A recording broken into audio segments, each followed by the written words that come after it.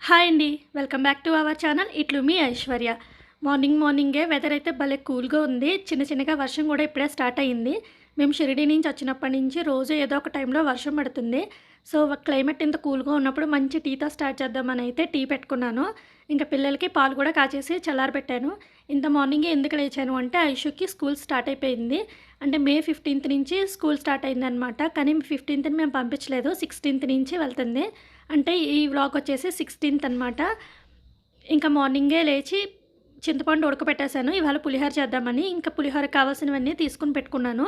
ఇంకా రైస్ కూడా పెట్టేశాననమాట ఒకవైపు. ఇంకా ఐషుకైతే కొత్తది లంచ్ బాక్సు, వాటర్ బాటిలు తీసుకున్నాము. Last year water bottle, lunch box పాడైపోయినాయి అనమాట. సో, అందుకని అయితే కొత్తవి తీసుకున్నాము. ఐషుకేమో లంచ్ బాక్సు, వాటర్ బాటిల్ తీసుకున్నాము. ఈ లంచ్ బాక్స్‌లో ఈ స్పూన్ అయితే నాకు భలేగా నచ్చింది. మా చిన్నోడికి కూడా ఒక వాటర్ బాటిల్, ఒక స్నాక్స్ బాక్సు తీసుకున్నాము. వీటికి సంబంధించిన లింక్స్ నేను డిస్క్రిప్షన్ బాక్స్‌లో ఇస్తాను. ఎవరికైనా కావాలనుకుంటే ఒకసారి చెక్ చేయండి. ఇవైతే మేము అమెజాన్‌లో తీసుకున్నామనమాట.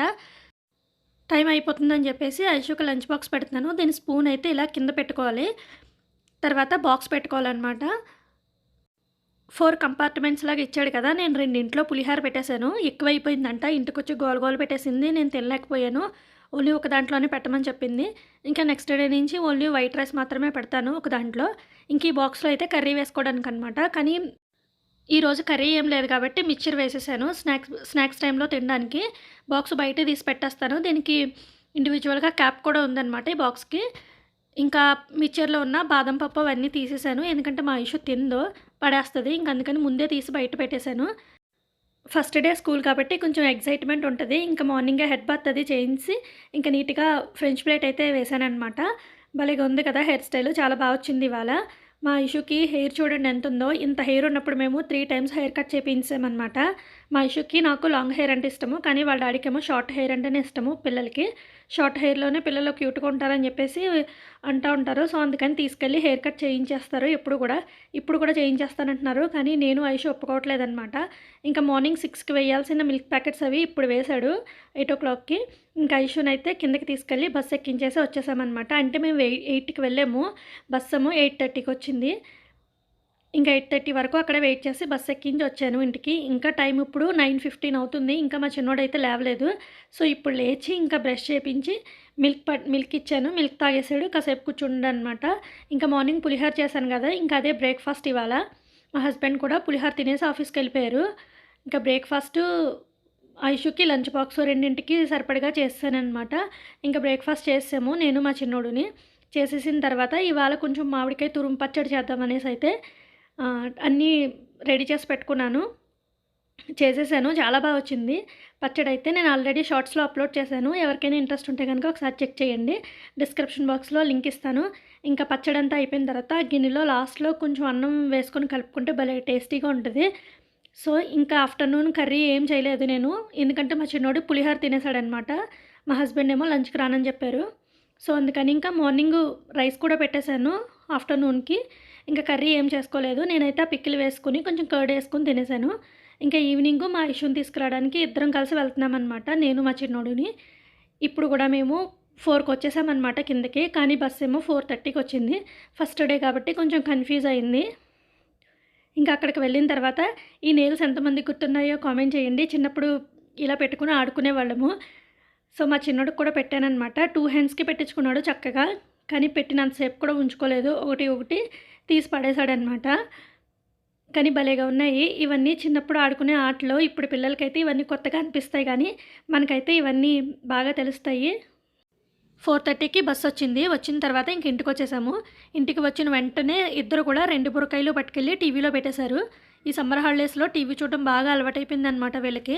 ఆకలేస్తుందంటే మ్యాగీ చేస్తున్నాను. ఫ్రెష్ అప్ కూడా అవ్వకుండా ఇంకా టీవీలో బుర్ర పెట్టేసింది. తినిన తర్వాత అప్పుడు ఫ్రెష్ అప్ అవుతానంది. కానీ నేను ముందు ఫ్రెష్ అప్ అయితేనే మ్యాగీ చేస్తానని చెప్పాను. సో, తను ఫ్రెష్ అప్ అవ్వడానికి వెళ్ళిందనమాట. ఇంక ఈ లోపల నైట్‌కి పెసరపప్పు చారు పెడదామని అయితే పెసరపప్పు తీసుకున్నాను. ఇంకా పిల్లలిద్దరికీ మ్యాగీ ఇచ్చేసాను.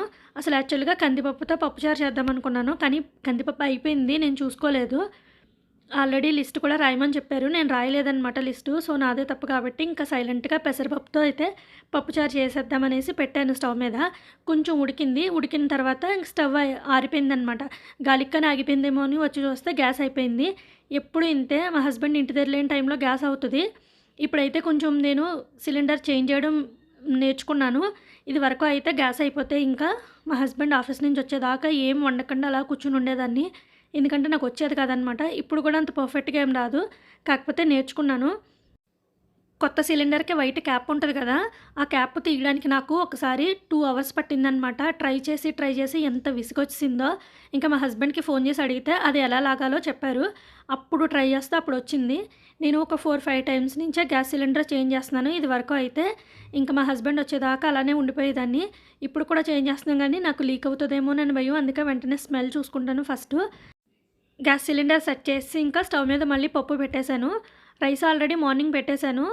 మా చిన్నోడేమో ఆఫ్టర్‌నూన్ పులిహోర తిన్నాడు. నేనేమో కొంచెం పికిలేసుకొని తిన్నాను. ఇంకా మార్నింగ్ వండిన రైస్ అంతా అలానే ఉండిపోయింది. సో, అందుకని ఇప్పుడు రైస్ అయితే అస్సలు పెట్టట్లేదు. ఓన్లీ పప్పుచారే పెడుతున్నాను.